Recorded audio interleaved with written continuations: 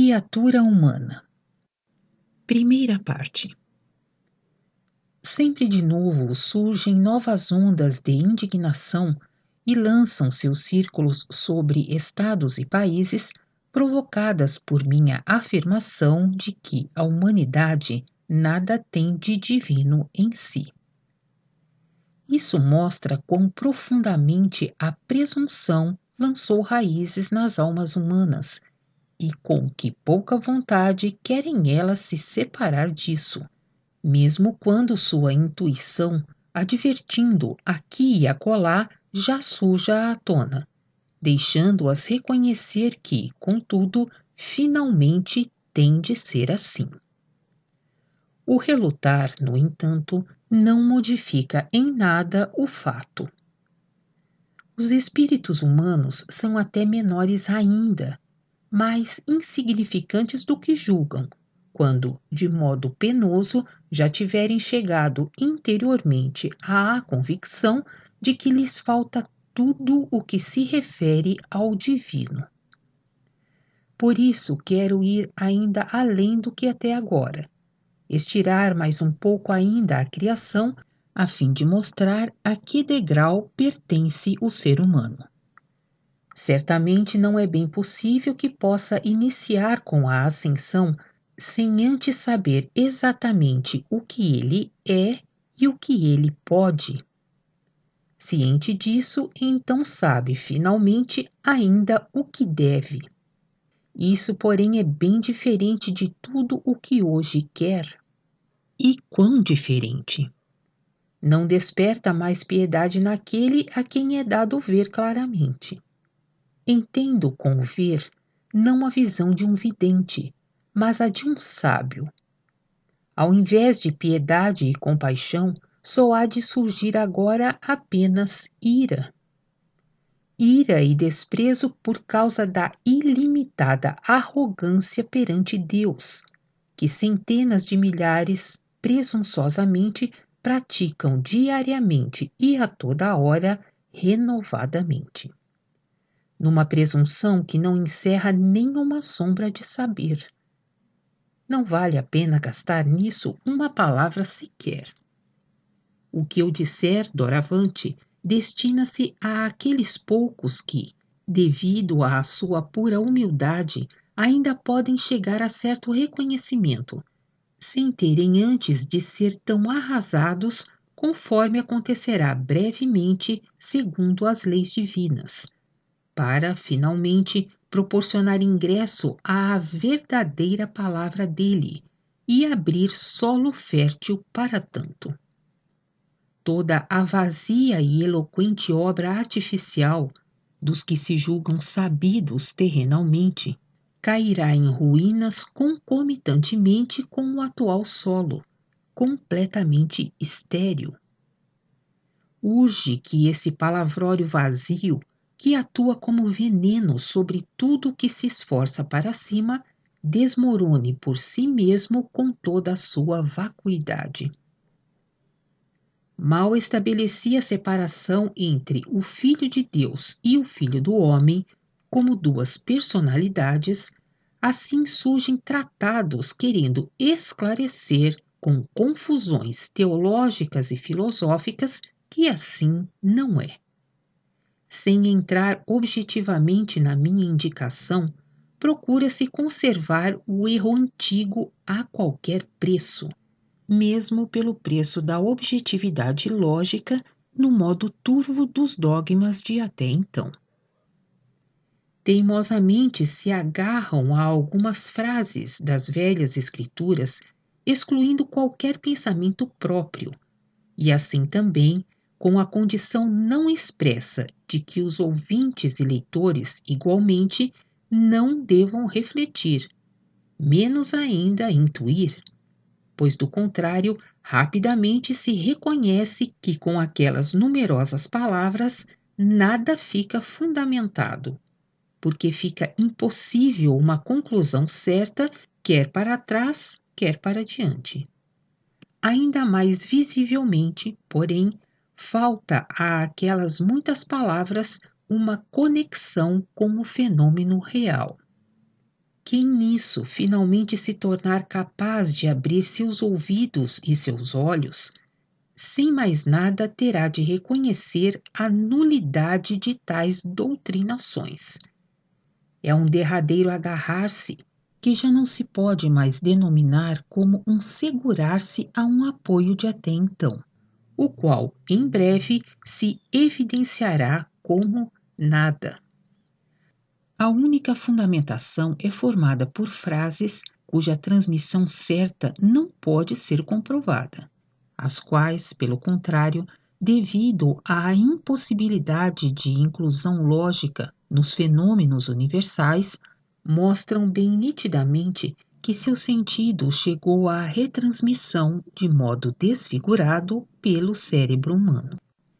Nenhuma delas pode ser incluída nos fenômenos e na intuição sem lacunas.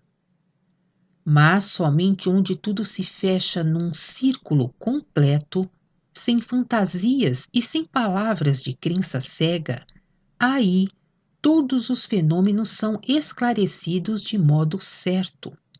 Contudo, por que se esforçar se o ser humano não quer libertar-se de tal ideia fixa? Aconteça, pois, calmamente o que nessas condições agora terá de acontecer. Afasto-me com horror dos fiéis e de todos aqueles que, em sua falsa humildade e devido a tanto saber melhor, não reconhecem uma verdade singela, rindo dela até, ou ainda querendo melhorá-la benevolentemente.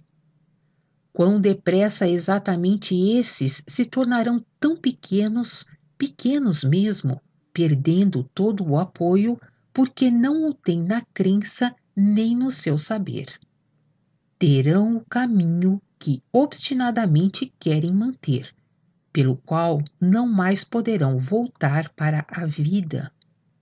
O direito de escolha jamais lhes foi negado.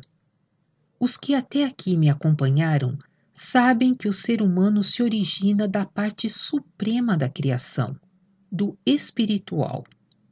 Contudo, muitas diferenças têm de ser registradas ainda na região do espiritual.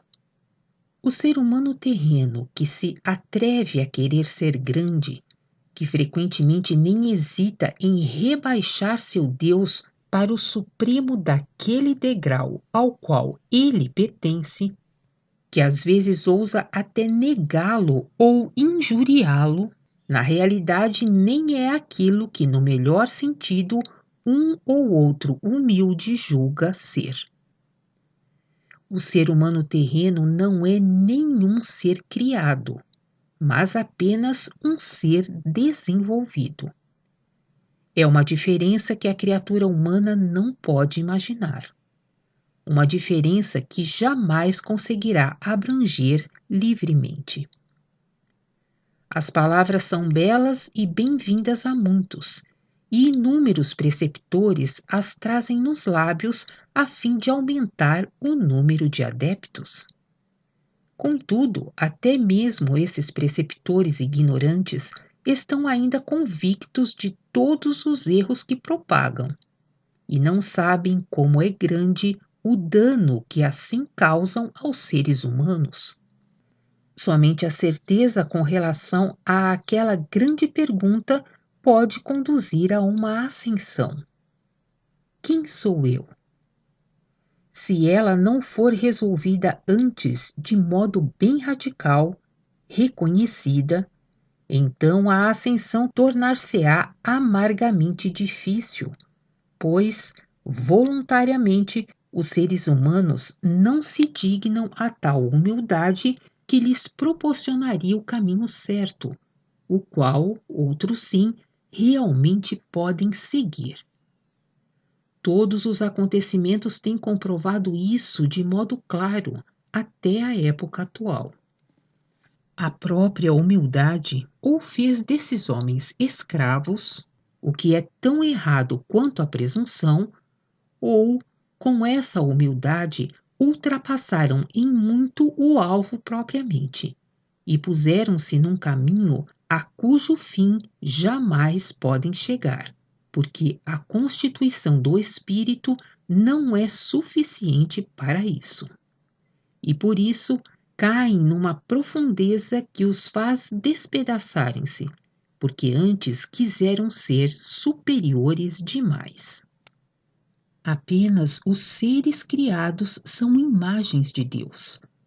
São os primordialmente criados, espíritos primordiais naquela verdadeira criação da qual tudo mais pôde se desenvolver.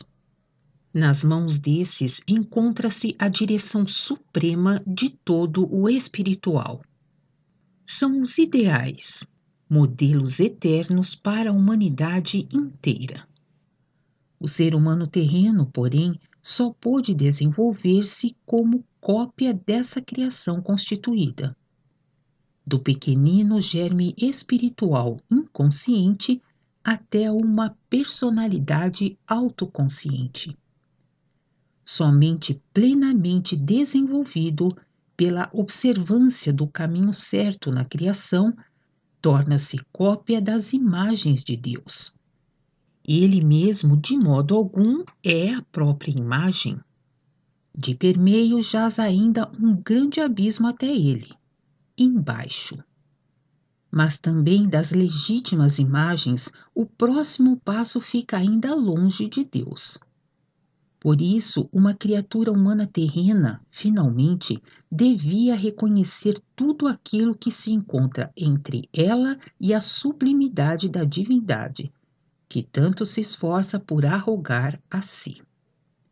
O ser humano terreno julga tornar-se divino quando plenamente desenvolvido, ou pelo menos uma parte disso, ao passo que, em sua máxima elevação, apenas se tornará a cópia de uma imagem de Deus. Permitido-lhe é chegar até o átrio, aos vestíbulos de um templo do Graal, como máxima distinção que possa ser conferida a um espírito humano. Lançai fora, finalmente, essa presunção que só vos pode tolher, uma vez que com isso perdeis o caminho luminoso. Os que se acham no além, querendo dar doutrinas bem-intencionadas nos círculos espíritas, nada sabem a respeito, pois a eles próprios ainda falta o necessário reconhecimento para tanto. Poderiam rejubilar-se se lhes fosse permitido ouvir a respeito disso. Igualmente entre eles não deixará de vir o grande lamento, quando chegar o reconhecimento do tempo perdido em brincadeiras e obstinações. Assim como na região espiritual, também é no enteal. Aqui, os guias de todos os elementos são os enteais primordialmente criados. Todos os enteais que se conscientizam, como as ondinas, os elfos, os gnomos, as salamandras, etc., não são entes criados, mas apenas desenvolvidos, oriundos da criação. Desenvolveram-se, portanto, da parte enteal, desde a semente enteal inconsciente até o enteal consciente, pelo que, na conscientização, adquirem também formas humanas. Isso se processa sempre simultaneamente com a conscientização. Existe no enteal a mesma gradação que no espiritual.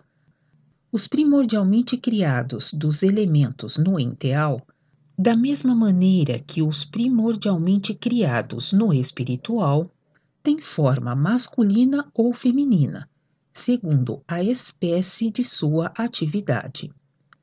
Daí o conceito na antiguidade de deuses e deusas. É aquilo a que já me referi na minha dissertação, Deuses, Olimpo, Valhalla. Uma grande e uniforme disposição perpassa a criação e o universo. O ouvinte e o leitor de minhas dissertações trabalhe sempre em si mesmo, lançando sondas e pontes de uma dissertação para outra, bem como para fora, para os grandes e pequenos fenômenos do mundo, Só então pode compreender a mensagem do Graal, percebendo que com o tempo ela se fecha num todo completo, sem deixar lacunas. Nos fenômenos, o leitor voltará sempre de novo para as disposições básicas. Pode esclarecer tudo e tirar conclusões de tudo, sem precisar modificar uma só frase. Para quem vê lacunas, falta a compreensão completa. Quem não reconhece a grande profundidade, aquilo que abrange tudo, é superficial e nunca tentou penetrar vivamente no espírito da verdade aqui enunciada. Que se associe àquelas massas que, em vaidade e na ilusão de já terem o máximo saber, seguem pela estrada larga. A ilusão do saber impede os assim perdidos de ver o que é vivo em outros pronunciamentos e que ainda falta a seu saber aparente. Para onde olham, o que ouvem, por toda parte, se antepõe à satisfação própria daquilo que julgam ter firmemente nas mãos.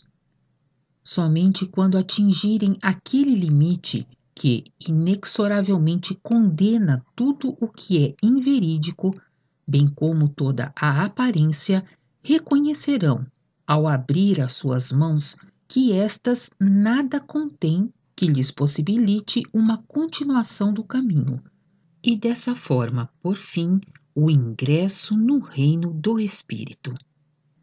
Mas então já é tarde demais para voltar pelo caminho e retomar o que foi jogado fora e não levado em consideração.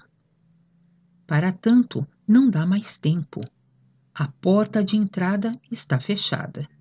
A última possibilidade perdida. Continua na segunda parte.